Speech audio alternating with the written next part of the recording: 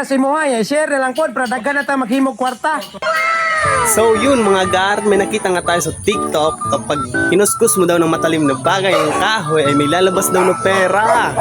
So ano pa gar, tara, subukan natin kung talagang legit. Let's go! So yun mga gar, meron nga tayo ditong matalim na kutsilyo at itong kahoy. Tara guys, susubukan natin kung talagang legit ba. So let's go!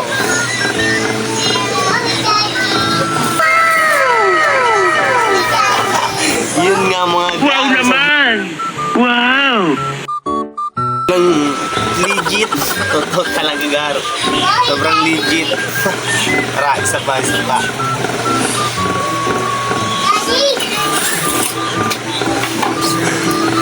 Yun nga mga gar, talagang legit na legit mga gar. Tara, gawa pa tayo. Marami.